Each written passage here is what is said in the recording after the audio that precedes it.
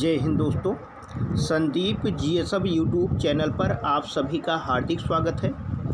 इस YouTube channel के माध्यम से आप विभिन्न प्रतियोगी परीक्षाओं की तैयारी करते हैं। मुझे आशा है कि आप लोग घर पर हैं और अच्छे से परीक्षाओं की तैयारी कर रहे हैं। ध्यान देना कि इस समय क्योंकि लॉकडाउन की स्थिति है, घर से बाहर नहीं निकलना है। दूसरी बात आपको ध्यान देना है कि जो इस समय वायरस चल रहा है, कोरोना वायरस, ये लगातार बढ़ता रहेगा।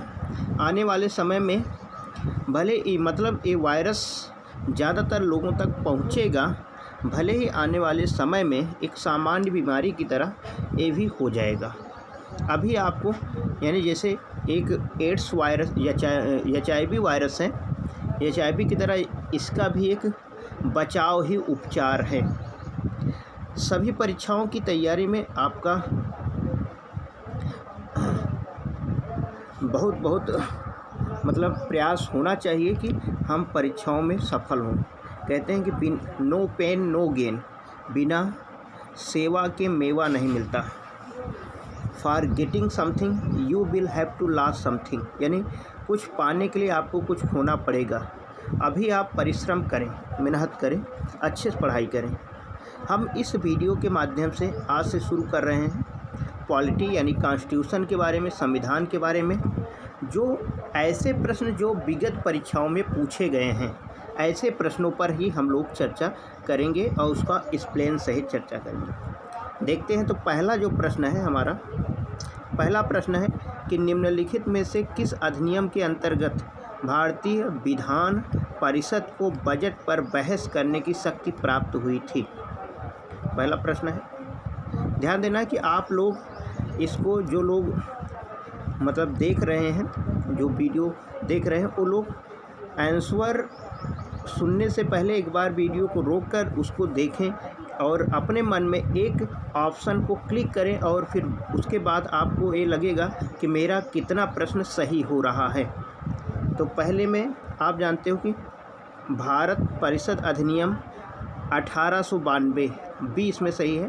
भारत परिषद अधिनियम 1892 में भारतीय विधान परिषद को बजट पे बहस करने का अधिकार दिया गया था। आगे हम लोग देखेंगे क्वेश्चन नंबर 2 आप देखिए, संविधान सभा में सदस्यों का चुनाव कैसे हुआ था। संविधान सभा में सदस्यों का चुनाव कैसे हुआ था। अब ध्यान देना, इसमें आप ऑप्शन देख लेंगे, लेकिन जो सही है वो है प्रांतीय विधान सभाओं द्वारा। डी ऑप्शन बिल्कुल सही है, प्रांतीय विधान सभाओं द्वारा संविधान सभा में सदस्यों का चुनाव हुआ था। क्वेश्चन नंबर 3 हम देखते हैं। क्वेश्चन नंबर 3 में कहा गया है, ये देखिए कि सूची फर्स्ट है और सूची सेकंड, इसको सुमेलित करना है। सूची फर्स्ट और सूची सेकंड में मिलान करना है। ए में है नियंत्रण परिषद की स्थापना।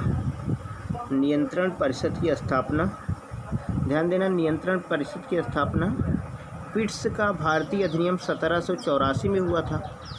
आप जानते हैं इसी के माध्यम से बोर्ड ऑफ डायरेक्टर और बोर्ड ऑफ कंट्रोलर की स्थापना की गई थी। सर्वोच्च न्यायालय की स्थापना, नियामक अधिनियम, ध्यान देना रेगुलेटिंग एक्ट को हिंदी में नियामक अधिनियम कहा जाता है, तो बी ए से सुमेलित है। उसी प्रकार इंग्लिश मिशनरियों को भारत में कार्य करने की अनुमति, ये आप जानते हो C3 यानी चार्टर अधिनियम 1813 में दी गई थी। और गवर्नर जनरल की परिषद में कानूनी सदस्य की नियुक्ति 1833 में। तो इसमें ऑप्शन बी बिल्कुल सही है, ऑप्शन बी बिल्कुल सही है। इसको आप मिलान कर सकते हैं, ऑप्शन बी, इसको आप मिलान कर सकते हैं। क्वेश्चन नंबर 4 में हम लोग चलेंगे। क्वेश्चन नंबर 4 हम लोग देखते हैं। इसमें दिया गया है कि निम्नलिखित में से अधिनियम में कलकत्ता में सर्वोच्च न्यायालय की स्थापना कब की गई। तो अभी हमने तुरंत चर्चा किया था, रेगुलेटिंग एक्ट 1773 या नियामक अधिनियम 1773 के अंतर्गत कलकत्ता में सर्वोच्च न्यायालय की स्थापना की गई थी। क्वेश्चन नंबर 5 आप देखिए, केंद्र में द्वैध शासन किस अधिनियम के अंतर्गत स्थापित किया गया? केंद्र में द्वैध शासन, तो आप जानते हो भारत शासन अधिनियम 1935, ऑप्शन सी बिल्कुल सही है। भारत शासन अधिनियम 1935 के तहत केंद्र में द्वैध शासन की स्थापना की गई थी।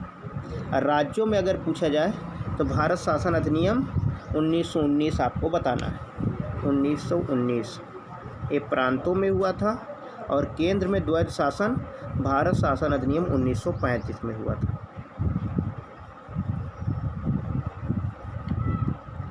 क्वेश्चन नंबर 6 आप देखेंगे, इसमें दिया गया है कैबिनेट मिशन योजना के अंतर्गत संविधान निर्मात्री परिषद में प्रत्येक प्रांत को आवंटित सदस्य संख्या निर्धारित करने के लिए एक प्रतिनिधि कितनी जनसंख्या के अनुपात में था? 10 लाख, याद रखना 10 लाख व्यक्ति पर एक प्रतिनिधि को नियुक्त किया गया, एक प्रतिनिधि को नियुक्त किया गया। क्वेश्चन नंबर 7 हम देखेंगे।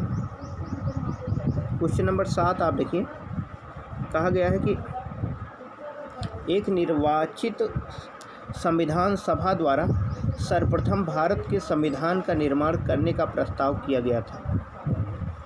निर्वाचित संविधान सभा द्वारा सर्वप्रथम भारत के संविधान का निर्माण करने का प्रस्ताव किस कमीशन द्वारा किया गया था? क्वेश्चन नंबर 7 आप देखेंगे, तो आप ध्यान देना क्रिप्स मिशन 1942 में आया था, जिसके माध्यम से यह व्यवस्था की गई थी कि निर्वाचित संविधान सभा द्वारा ही संविधान का निर्माण हो।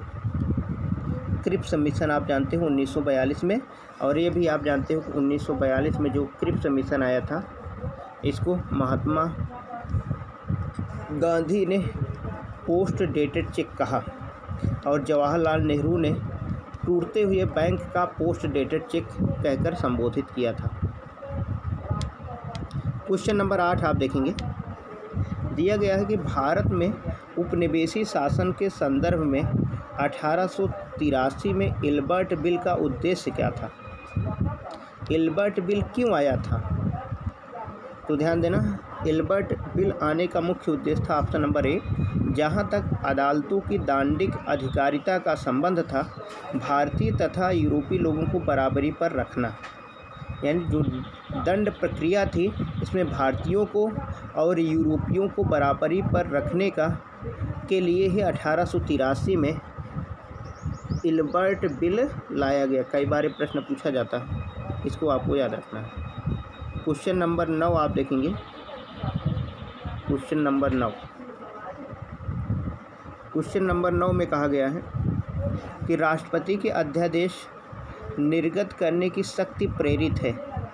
राष्ट्रपति के अध्यादेश निर्गत करने की शक्ति किससे प्रेरित है? किस अधिनियम से प्रेरित है? तो भारत शासन अधिनियम 1935 से प्रेरित है। आप जानते हो राष्ट्रपति अध्यादेश अनुच्छेद 123 के अंतर्गत लाता है। अनुच्छेद 123 का प्रयोग करते हुए राष्ट्रपति अध्यादेश ला देता है, और एक अध्यादेश अधिकतम 6 महीने तक मान्य होता है। उसके बाद दूसरी बार वह पुनः अध्यादेश ला सकता है, और चाहे जितनी बार अध्यादेश ला सकता है। आगे हम लोग देखेंगे। क्वेश्चन नंबर 10 आप देखेंगे, भारतीय विधान पालिका प्रथम बार द्विसदनीय बनाई गई। यानी पहली बार विधान पालिका द्विसदनीय कब बनाई गई थी? तो ध्यान देना 1919 के जो भारत शासन अधिनियम था, जिसको मॉन्टेग्यू चेम्सफोर्ड सुधार अधिनियम कहा जाता है, ऑप्शन नंबर सी, उसके अनुसार ही भारतीय विधान पालिका प्रथम बार द्विसदनीय बनाई गई थी। क्वेश्चन नंबर 11 आप लोग देखेंगे। क्वेश्चन नंबर 11 में लिखा गया है कि क्वेश्चन नंबर 11 में 1919 के भारत शासन अधिनियम की निम्नलिखित में से कौन सी प्रमुख विशेषता है? यानी 1919 में जो भारत शासन अधिनियम आया, उसकी प्रमुख विशेषता कौन सी है? Question number 11। क्वेश्चन नंबर 11 में विशेषताओं के बारे में कहा गया है। यहाँ पे प्रांतों की कार्यकारिणी सरकार में द्वैध शासन की व्यवस्था, बिल्कुल सही है, ये भी सही है। दूसरा कहा गया है मुसलमानों के लिए पृथक सांप्रदायिक निर्वाचन मंडल की व्यवस्था, तो दूसरा गलत है। आप जानते हो कि मार्ले मिंटो सुधार अधिनियम 1909 आया था, वहाँ पर मुसलमानों के लिए पृथक निर्वाचन की पद्धति अपनाई गई थी, तो दूसरा गलत है। तीसरा कहा गया केंद्र द्वारा प्रांतों को विधायनी शक्ति का हस्तांतरण, ये भी सही है। तो आप क्वेश्चन नंबर 11 में ऑप्शन सी सही है, पहला और तीसरा बिल्कुल सही है, जबकि दूसरा बिल्कुल गलत है। पहला स्टेटमेंट और तीसरा स्टेटमेंट सही है, दूसरा स्टेटमेंट गलत है। क्वेश्चन नंबर 12 देखते हैं, निम्नलिखित में से किस एक अधिनियम ने भारत में संघीय शासन की व्यवस्था दी थी? भारत में संघीय शासन की व्यवस्था किस अधिनियम के द्वारा लाई गई? तो भारत शासन अधिनियम 1935, भारत शासन अधिनियम 1935 के द्वारा भारत में संघीय शासन व्यवस्था प्रारंभ की गई थी। क्वेश्चन नंबर 13 हम लोग देखेंगे। क्वेश्चन नंबर 13 आप देखिए, इसमें कहा गया है कि भारत के संविधान का प्रारूप तैयार करने वाली संविधान सभा के सदस्यों को मतलब किसके द्वारा नामित किया गया, ये प्रश्न पूछा गया है। जो संविधान का प्रारूप तैयार किया गया था, आप जानते हो संविधान का प्रारूप समिति के अध्यक्ष भीमराव अंबेडकर थे, तो किसके द्वारा वो नामित किया गया था? क्वेश्चन नंबर 13 कह रहा है। तो ध्यान देना कि विभिन्न प्रांतों की विधानसभाओं द्वारा उनका चुनाव किया गया था, विभिन्न प्रांतों की विधानसभाओं द्वारा उनका चुनाव किया गया था। अंबेडकर के बारे में आप जानते हो, पहले बंगाल से इनका चुनाव हुआ था, बंगाल से इनका चुनाव हुआ, लेकिन जब बंगाल का और भारत पाकिस्तान अलग हो गया तो बंगाल जब पाकिस्तान में जाने लगा तो आप जानते हो भीमराव अंबेडकर का चुनाव मुंबई से हुआ, यानी बम्बई से किया गया, बम्बई से किया गया। तो इस प्रकार प्रारूप तैयार करने वाली संविधान सभा के सदस्यों को विभिन्न प्रांतों की विधानसभाओं द्वारा उनको चुना गया था। आगे हम लोग देखेंगे क्वेश्चन नंबर 14 आप देखिए, कहा गया किस अधिनियम ने भारतवासियों को अपने देश के प्रशासन में कुछ हिस्सा लेना संभव बनाया? अपने देश के प्रशासन में कुछ हिस्सा लेना संभव बनाया। तो ध्यान देना, ये क्वेश्चन नंबर 14 आप देखते हैं, तो चार्टर एक्ट 1833, चार्टर एक्ट 1833 के माध्यम से भारतवासियों को अपने देश के प्रशासन में कुछ हिस्सा लेना संभव बनाया गया था। तो इसमें ऑप्शन ए बिल्कुल सही है। क्वेश्चन नंबर 15 आप देखते हैं, क्वेश्चन नंबर 15 में कहा गया है स्वतंत्र भारत की संविधान सभा के अध्यक्ष कौन थे? स्वतंत्र भारत की संविधान सभा के अध्यक्ष, MPPCS में भी ये प्रश्न पूछा गया था। तो ध्यान देना, संविधान सभा के अध्यक्ष डॉक्टर भीमराव अंबेडकर थे, और ये भी आप जानते हो कि जो अस्थायी अध्यक्ष थे तो डॉक्टर सच्चिदानंद सिन्हा। अगर अस्थायी अध्यक्ष पूछा जाएगा तो डॉक्टर सच्चिदानंद सिन्हा, अध्यक्ष थे doctor Rajendra Prasad. Question number 16 आप देखेंगे, क्वेश्चन नंबर 16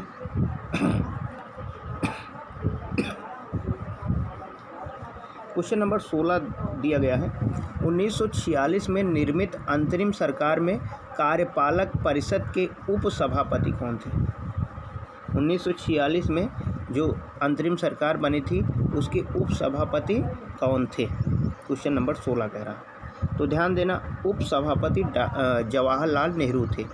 1946 में अंतरिम सरकार जो बनी थी उसके उपसभापति, कार्यपालक परिषद के उपसभापति यानी उपसभापति वो जवाहरलाल नेहरू थे। सभापति के रूप में लॉर्ड माउंटबेटन ही थे।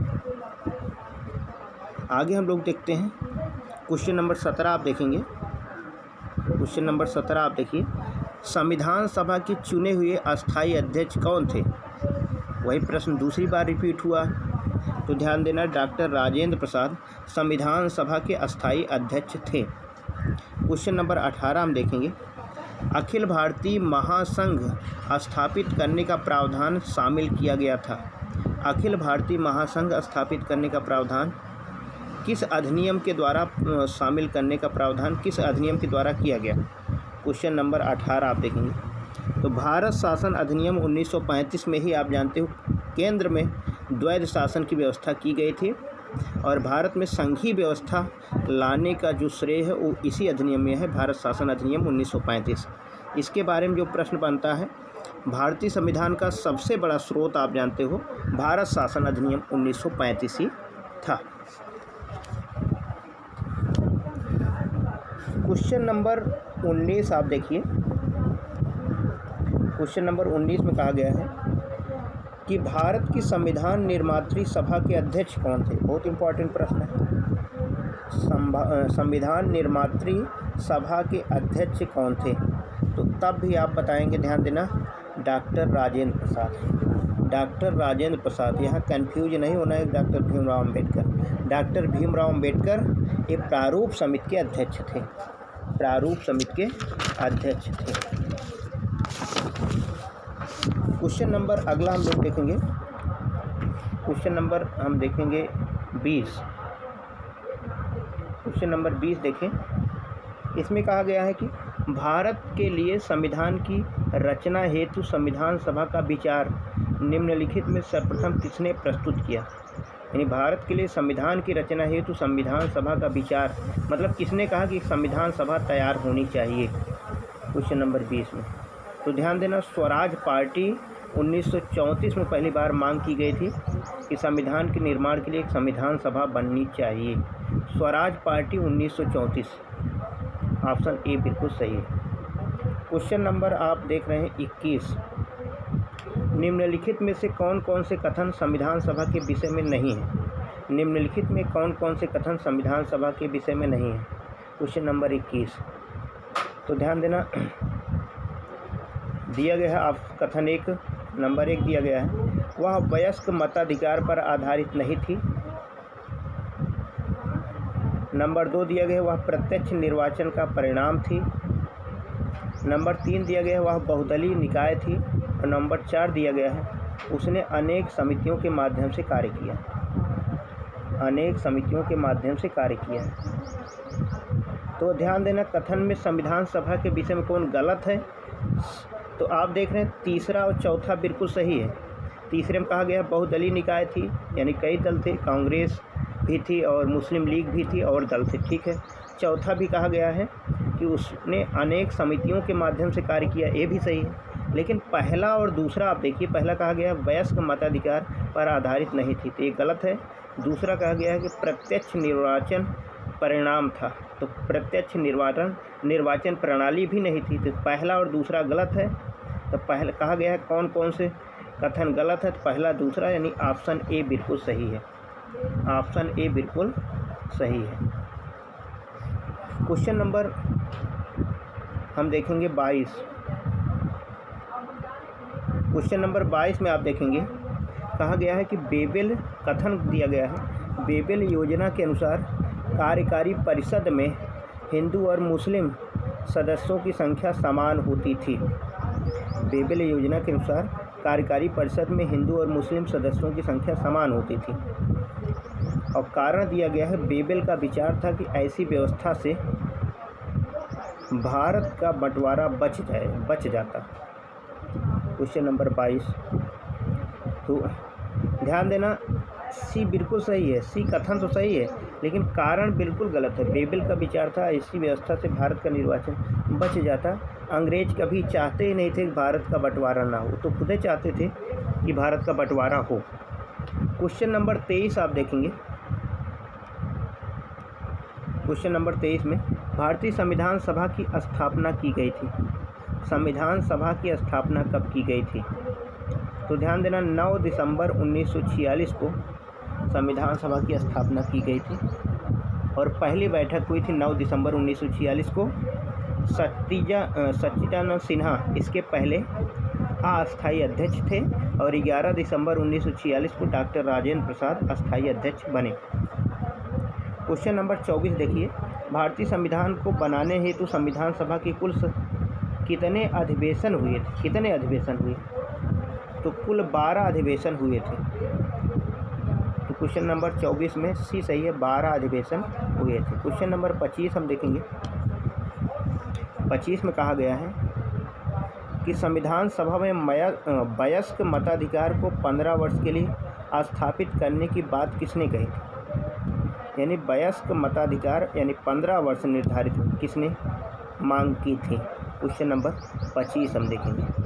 तो मौलाना अबुल कलाम आज़ाद ने बात कही थी कि वयस्क मताधिकार जो है वो उसमें उम्र 15 वर्ष होनी चाहिए। क्वेश्चन नंबर 26 आप देखेंगे। क्वेश्चन नंबर 26 आप देखेंगे। कहा गया है कि 1935 के अधिनियम द्वारा स्थापित संघ में अनेक समितियां किसको दी गई थीं। 1935 के अधिनियम द्वारा स्थापित संघ में अनेक समितियां किसको दी गई थी। क्वेश्चन नंबर 26 कह रहा है। तो ध्यान देना 26 में सी बिल्कुल सही है।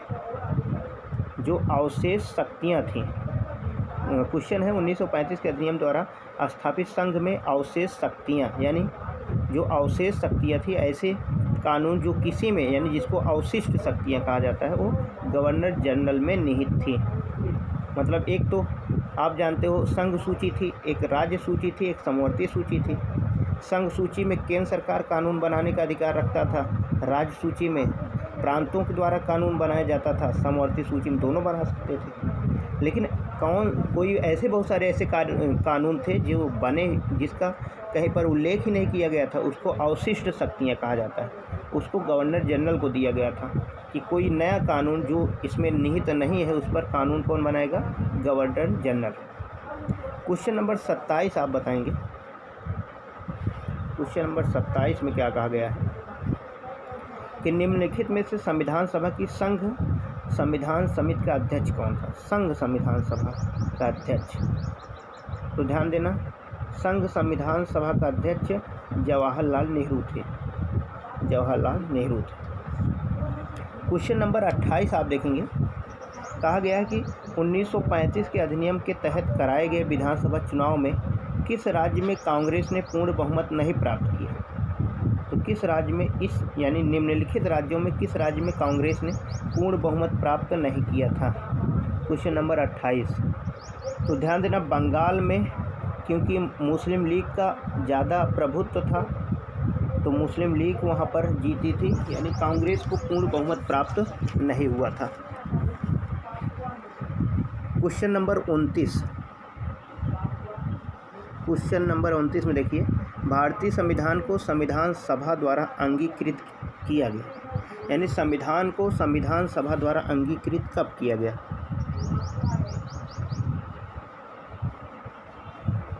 तो आप जानते हैं कि 26 नवंबर 1949 को संविधान सभा द्वारा अंगीकृत किया गया था। Question number 30।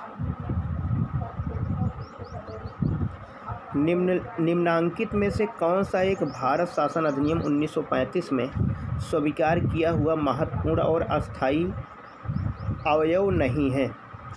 निम्नांकित में कौन सा एक भारत शासन अधिनियम 1935 में स्वीकार किया हुआ महत्वपूर्ण और अस्थायी अवयव नहीं है। क्वेश्चन नंबर 35 कहा गया अस्थायी अवयव नहीं है, 35 में कहा गया। तो ध्यान देना, सॉरी क्वेश्चन नंबर 30 है। क्वेश्चन नंबर 30 की हम बात कर रहे हैं। तो क्वेश्चन नंबर 30 में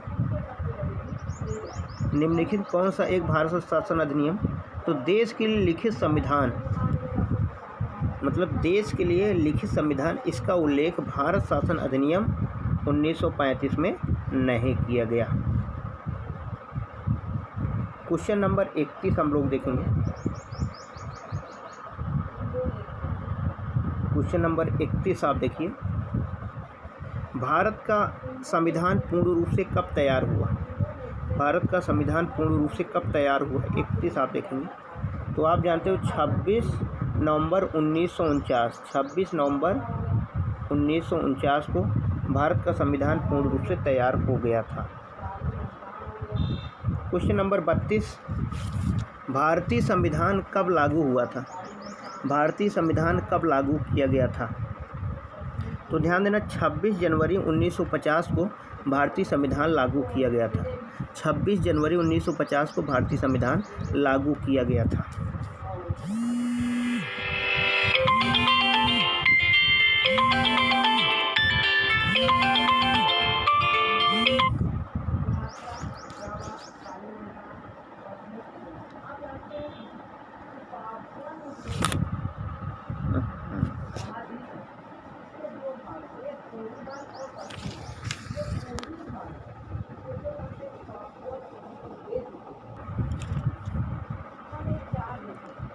तो आपने देखा कि क्वेश्चन नंबर हम देख रहे थे 32, भारतीय संविधान कब लागू हुआ था। भारतीय संविधान कब लागू हुआ था? तो 26 जनवरी 1950 को भारतीय संविधान लागू हुआ था। 26 जनवरी 1950 को संविधान लागू हुआ था। क्वेश्चन नंबर 33 आप देखते हैं। क्वेश्चन नंबर 33, इसमें कहा गया है भारतीय संविधान सभा के सम्मुख संविधान की प्रस्तावना का प्रस्ताव किसने रखा? संविधान सभा के सम्मुख संविधान की प्रस्तावना का प्रस्तावना किसने रखा? क्वेश्चन नंबर 33 आप देखेंगे, प्रस्तावना किसने रखा?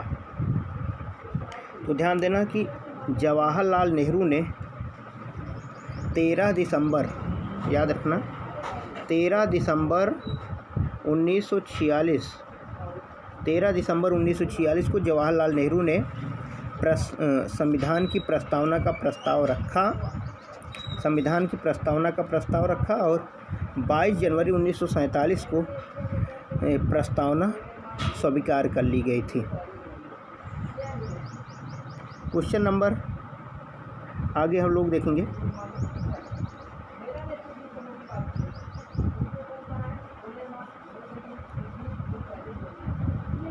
क्वेश्चन नंबर 34, क्वेश्चन नंबर 34 हम लोग देखते थे। इसमें दिया गया है भारत के संविधान में केंद्र और राज्यों के बीच किया गया शक्तियों का विभाजन इनमें से किसमें उल्लिखित योजना पर आधारित है? केंद्र और राज्य के बीच किया गया जो शक्ति का विभाजन है, किस अधिनियम के माध्यम से इसमें शक्तियों का विभाजन किया गया है? क्वेश्चन नंबर 34, तो ध्यान देना, भारत शासन अधिनियम 1935, भारत शासन अधिनियम 1935 में ही शक्तियों का विभाजन किया गया था। क्वेश्चन नंबर 35 हम लोग देखेंगे। इसमें दिया गया है किस वर्ष संसद में भारतीय संविधान अपनाया? किस वर्ष संसद ने भारतीय संविधान को अपनाया था? बहुत ही सिंपल प्रश्न जिसको कहते हैं। क्वेश्चन नंबर 35 में 1950, 26 जनवरी 1950 को संविधान को अपना लिया था। क्वेश्चन नंबर 36 आप देखेंगे कि 1946 के चुनाव के पश्चात मुस्लिम लीग ने किस प्रांत में अपनी सरकार बनाई? 1946 के चुनाव के बाद मुस्लिम लीग ने किस प्रांत में अपनी सरकार बनाई थी? तो ध्यान देना, बंगाल में वह अपनी सरकार स्थापित की थी। क्वेश्चन नंबर 37 आप देखेंगे, निम्नलिखित में से किसने सुझाव दिया था कि भारत की स्वतंत्रता भारत के बाद भारतीय राष्ट्रीय कांग्रेस को एक राजनीतिक दल के रूप में भंग कर दिया जाना चाहिए? बहुत इंपॉर्टेंट प्रश्न है, 37 वाला। कई बार एक प्रश्न पूछा भी गया है कि किसने सुझाव दिया था कि भारतीय राष्ट्रीय कांग्रेस को एक राजनीतिक दल के रूप में भंग कर दिया जाना, यानी ये राजनीतिक दल नहीं होना चाहिए। तो ध्यान देना, महात्मा गांधी ने सुझाव दिया था कि आज़ादी के बाद भारतीय राष्ट्रीय कांग्रेस को एक संस्था बनानी चाहिए, लेकिन राजनीतिक संस्था नहीं होनी चाहिए। राजनीतिक संस्था के दल के रूप में उसको भंग कर दिया जाना चाहिए। आगे हम लोग देखेंगे।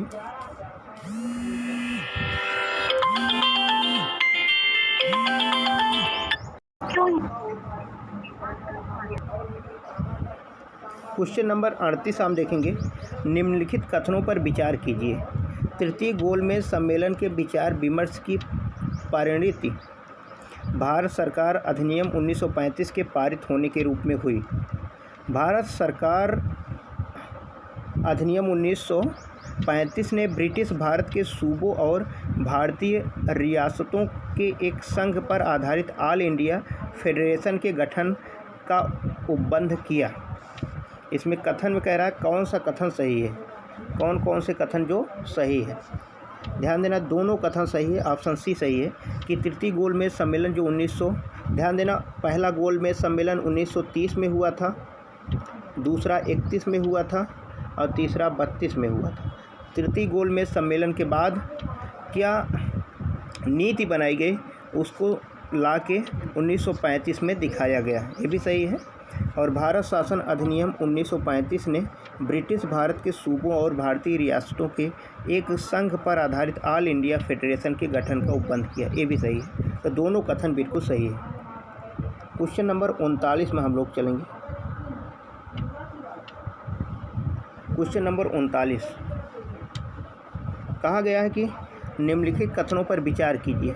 भारत की संविधान सभा ने राष्ट्रीय ध्वज का प्रारूप 22 जुलाई 1947 को अपनाया, ठीक, और उसके 22 जुलाई 1947 यानी पहला कथन तो बिल्कुल सही है। दूसरा कह रहा है कि राष्ट्रीय ध्वज के बीच चक्र 21 है, ये भी गलत है, सभी को पता है 24 चक्र है।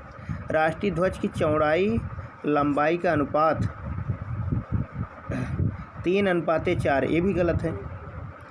तो आप जानते हैं 2:3 होना चाहिए, 3:4 नहीं है, तो केवल पहला सही है, इसलिए बी सही है। यानी क्वेश्चन नंबर 39 में बी बिल्कुल सही है। क्वेश्चन नंबर 40 आप देखेंगे। भारत का संविधान देश की आवश्यकताओं की पूर्ति करता है, कथन ये है, और कारण क्या है, इसको एक गृहीत संविधान कहा जाता है। यानी भारत का संविधान देश की आवश्यकताओं की पूर्ति करता है। दूसरा, इसको एक गृहीत संविधान कहा जाता है। क्वेश्चन नंबर 40, तो ध्यान देना, दोनों सत्य हैं, ऑप्शन बी बिल्कुल सही है, दोनों सत्य हैं, परंतु RA का सही स्पष्टीकरण नहीं, यानी व्याख्या नहीं करता है, और सत्य दोनों हैं। क्वेश्चन नंबर 41 की तरफ हम लोग चलेंगे।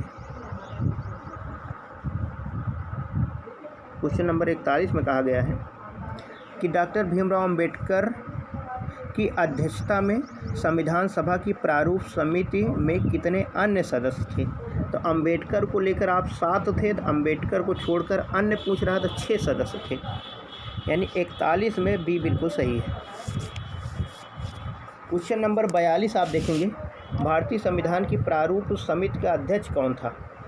भारतीय संविधान का प्रारूप समिति का अध्यक्ष कौन था। क्वेश्चन नंबर 42, तो प्रारूप समिति के अध्यक्ष डॉक्टर भीमराव अंबेडकर थे। बहुत इंपॉर्टेंट, कई बार प्रश्न पूछा जाता है। क्वेश्चन नंबर 43 आप देखिए।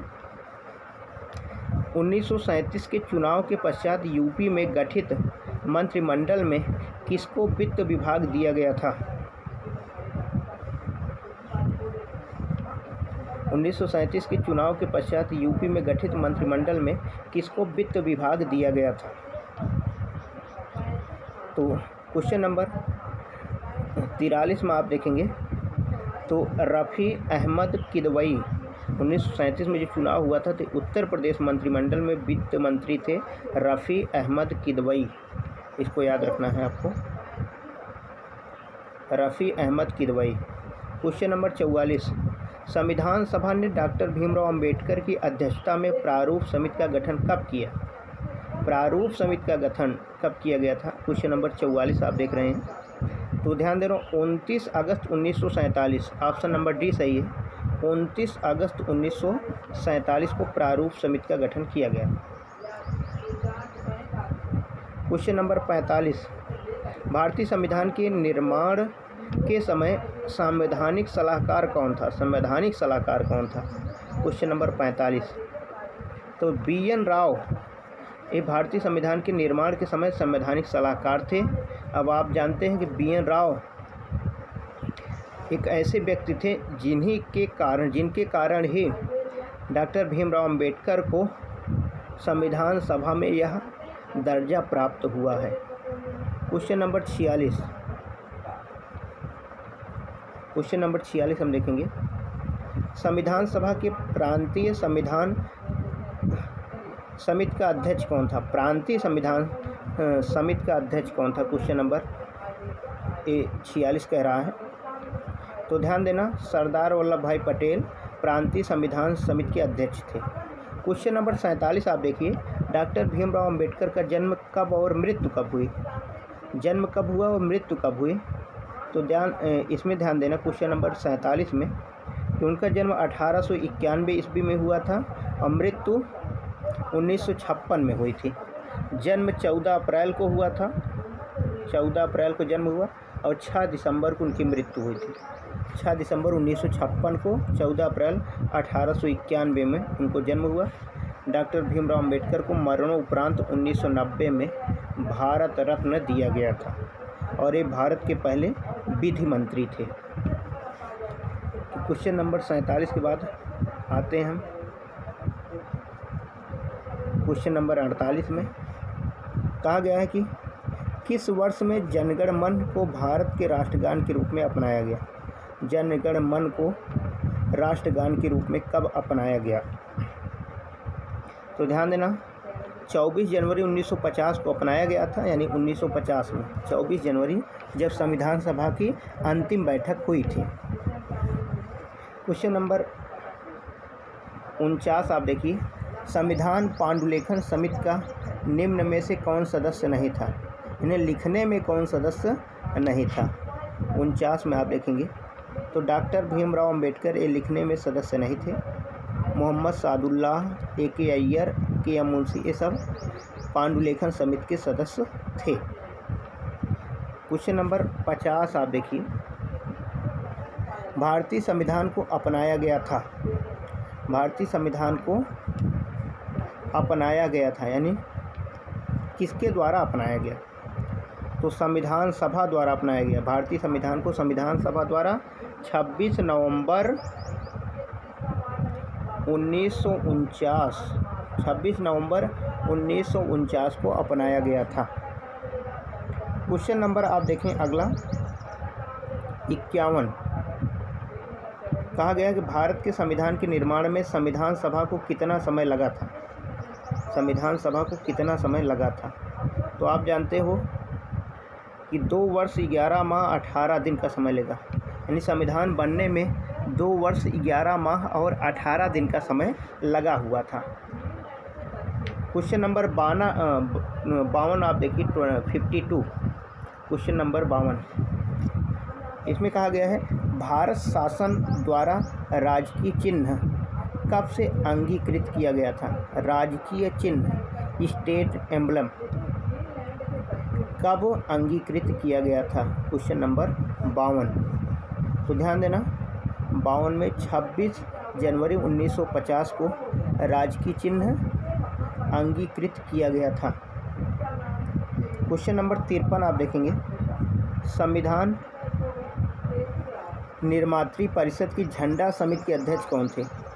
झंडा समिति के अध्यक्ष कौन थे? 53 आप देखेंगे तो डॉक्टर राजेंद्र प्रसाद झंडा समिति के अध्यक्ष थे।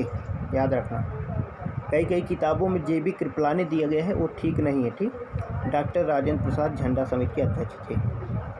क्वेश्चन नंबर 54 आप देखें, भारत को एक संविधान देने का प्रस्ताव संविधान सभा द्वारा पारित किया गया था, यानी भारत को एक संविधान देने का प्रस्ताव कब पारित किया गया था? 54, क्वेश्चन नंबर 54 आप देखेंगे तो 22 जनवरी 1947 को 22 जनवरी 1947 को जब आप जानते हैं प्रारूप समिति को पारित कर दिया गया था, तो उसी को एक संविधान देने का प्रस्ताव पारित कर दिया गया था। प्रारूप, जिसको कहते हैं उद्देश्य प्रस्ताव था, जो कि जवाहरलाल नेहरू ने 11 दिसंबर 1946 को रखा था और 22 जनवरी 1947 को पारित हुआ। क्वेश्चन नंबर 55 हम लोग देखेंगे, भारत की स्वतंत्रता के समय इंग्लैंड में किस पार्टी की सरकार थी? बहुत ही महत्वपूर्ण प्रश्न है 55 में। तो लेबर पार्टी, ध्यान देना, लेबर पार्टी, क्लेमेंट एटली, आप जानते हैं क्लेमेंट एटली वहाँ के प्रधानमंत्री थे। क्लेमेंट एटली वहाँ के प्रधानमंत्री थे। क्वेश्चन नंबर 56 देखिए, भारतीय संविधान सभा की पहली बैठक कब हुई? संविधान सभा की पहली बैठक 9 दिसंबर 1946 को हुई। 9 दिसंबर 1946 को हुई। 57, B.R. अम्बेडकर का संविधान सभा में निर्वाचन हुआ था, मतलब भीमराव अम्बेडकर का निर्वाचन कहाँ से हुआ था? क्वेश्चन नंबर 57 आप देखेंगे तो ध्यान देना, हमने बताया निर्वाचन मुंबई से हुआ था, यानी जो अभी अंबेडकर का जो मुख्य कार्य हुआ वो मुंबई के निर्वाचन के द्वारा हुआ। इससे पहले बंगाल से निर्वाचित हुए थे, लेकिन क्योंकि 1947 में भारत का जब विभाजन हुआ तो जिसको कहते हैं कि पाकिस्तान क्षेत्रों में चले जा रहे थे, फिर उसके बाद इनको बम्बई से निर्वाचित किया गया। क्वेश्चन नंबर 58 आप देखेंगे, निम्नलिखित अधिनियमों में से किस अधिनियम के फलस्वरूप बर्मा भारत से अलग हुआ? यानी बर्मा यानी म्यांमार जो वर्तमान में है वो भारत से किस अधिनियम के द्वारा अलग हुआ? तो गवर्नमेंट ऑफ इंडिया एक्ट यानी भारत शासन अधिनियम 1935 के द्वारा बर्मा भारत से अलग हुआ, यानी म्यांमार भारत से अलग हुआ। क्वेश्चन नंबर 59 आप देखेंगे, भारत की संविधान सभा ने राष्ट्रीय ध्वज को सर्वप्रथम कब स्वीकार किया गया? राष्ट्रीय ध्वज को कब स्वीकार किया गया? तो ध्यान देना, 22 जुलाई 1947 को 22 जुलाई 1947 को संविधान सभा ने राष्ट्रीय ध्वज को स्वीकार किया था। क्वेश्चन नंबर 60, संविधान सभा में उद्देश्य प्रस्ताव निम्न में से किस एक के द्वारा प्रस्तुत किया गया? संविधान सभा में उद्देश्य प्रस्ताव निम्न में से किस एक के द्वारा प्रस्तुत किया गया, यानी उद्देश्य प्रस्ताव किसने प्रस्तुत किया? पंडित जवाहरलाल नेहरू ने उद्देश्य प्रस्ताव आपने देखा 11 दिसंबर को प्रस्तुत किया था 1946 को, और 22 जनवरी 1947 को पारित हो गया था। 22 जनवरी 1947 को पारित हुआ।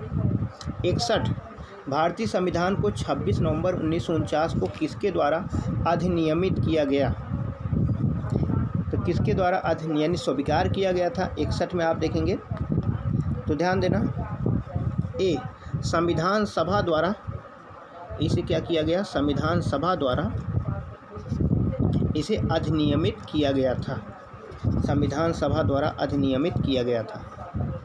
क्वेश्चन नंबर 62 आप देखेंगे, निम्नलिखित में से कौन अगस्त 1946 में गठित प्रथम अंतरिम राष्ट्रीय सरकार का सदस्य नहीं था? यानी राष्ट्रीय जो अंतरिम सरकार बनी थी उसमें सदस्य कौन नहीं था? 62 आप देखेंगे, तो ध्यान देना, डॉक्टर एस राधाकृष्णन, यानी जो भारत के पहले उपराष्ट्रपति बने थे, ये 1946 में अंतरिम सरकार में सदस्य नहीं थे।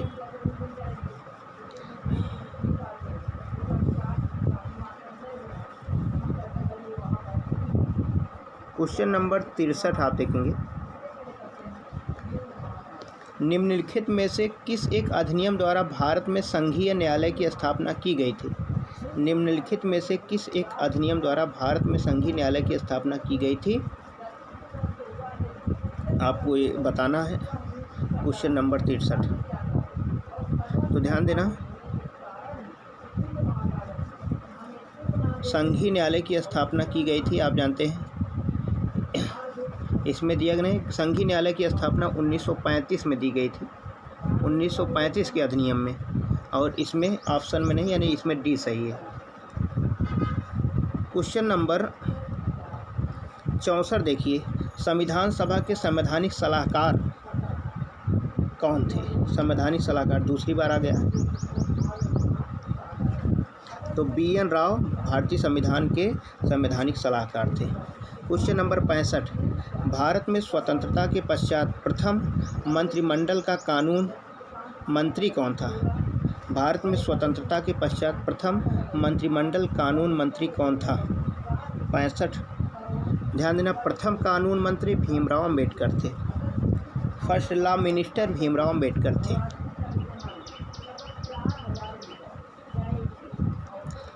निम्नलिखित में से कौन संविधान प्रारूप समिति के सदस्य थे? कौन संविधान प्रारूप समिति के सदस्य थे? इन्हें प्रारूप सदस्य जो प्रारूप बनी थी जिसके अध्यक्ष डॉक्टर भीमराव अंबेडकर थे, उसमें इसमें से कौन कौन सदस्य थे? क्वेश्चन नंबर 66 आप देखेंगे, तो ध्यान देना, एन गोपाला स्वामी ये भी थे, और अल्लादी कृष्णा स्वामी अय्यर ये भी थे। जवाहरलाल नेहरू नहीं थे और सरदार वल्लभ भाई भी नहीं थे। तो आपने देखा प्रारूप समिति में टोटल अध्यक्ष को लेकर 7 सदस्य थे। अध्यक्ष भीमराव अम्बेडकर थे।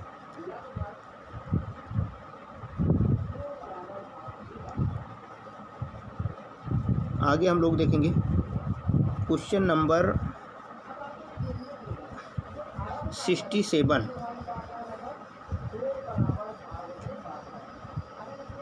किसने कहा था संविधान सभा कांग्रेस थी और कांग्रेस भारत था? संविधान सभा कांग्रेस थी और कांग्रेस भारत था, किसने कहा था? ध्यान देना, आइंस्टीन ने कहा था। आइंस्टीन महोदय ने कहा था संविधान सभा कांग्रेस थी और कांग्रेस भारत था। क्वेश्चन नंबर 69 आप देखेंगे 69।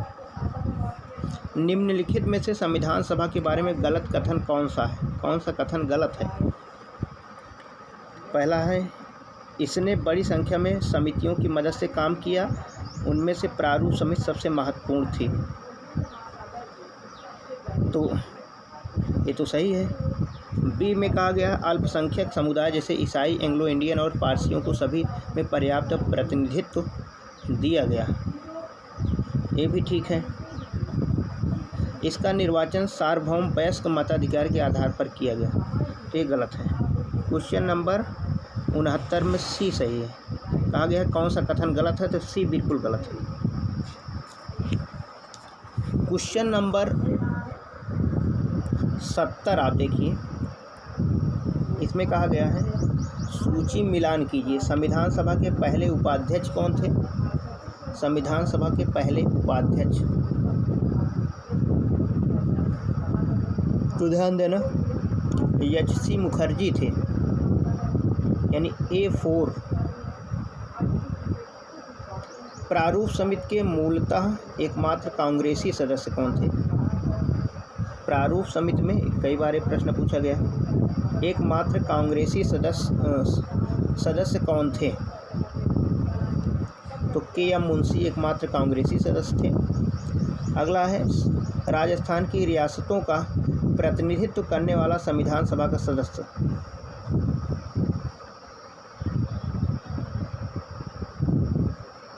तो इसमें B.T. कृष्णाचारी थे। डी, संघ संविधान समिति के अध्यक्ष कौन थे? संघ संविधान समिति के अध्यक्ष डॉक्टर जवाहरलाल नेहरू थे। इस प्रकार 70 में बी बिल्कुल सही है। क्वेश्चन नंबर 71 हम लोग देखेंगे 71। रेड क्लिफ समिति किस लिए नियुक्त की गई थी? रेड क्लिफ समिति का निर्माण किस लिए किया गया था? 71 दिया गया है, तो ध्यान देना 71 में सी बिल्कुल सही है। भारत और पाकिस्तान के बीच सीमाओं को निर्धारित करने के लिए रेड क्लिफ समिति का गठन किया गया था। और आप जानते हो सर, भारत और पाकिस्तान की जो सीमा रेखा है उसको रेड क्लिफ रेखा भी कहा जाता है। रेड क्लिफ रेखा भी कहा जाता है। 72 आप देखेंगे 72 भारतीय संविधान सभा में कुल कितनी महिला सदस्य थीं? संविधान सभा में टोटल महिला सदस्यों की संख्या कितनी थी? 72 आप लोग अपने माइंड में आंसर को क्लिक करें, तो 15 सदस्य टोटल महिला थीं, यानी टोटल 15 महिला सदस्य थीं संविधान सभा में। 73 आप देखेंगे संविधान सभा में भारतीय संविधान का तृतीय वाचन कब प्रारंभ हुआ? तृतीय वाचन कब प्रारंभ हुआ? तो बिल्कुल सही, पहला ऑप्शन ए सही है। 14 नवंबर 1949 को तृतीय वाचन प्रारंभ हुआ, 3 वाचन हुए थे। तो ये बहुत ही यानी भारतीय संविधान के बहुत ही महत्वपूर्ण प्रश्न जो अक्सर परीक्षाओं में पूछे गए थे, और ख़ासकर परीक्षाओं में रिपीटेड प्रश्न बहुत ज़्यादा पूछे जाते हैं, पिछले प्रश्न पूछे जाते थे। ये बहुत ही महत्वपूर्ण है। आप लोग मतलब ये जो क्लास इस टाइप के जो प्रश्नों को सॉल्व कराने की शुरुआत हमने किया है, कैसा है इसको आप लोग कमेंट करके बताएंगे, जिससे और सारे हम सभी सब्जेक्ट के जो प्रश्न है उसको सॉल्व करा सकें। जय हिंद दोस्तों।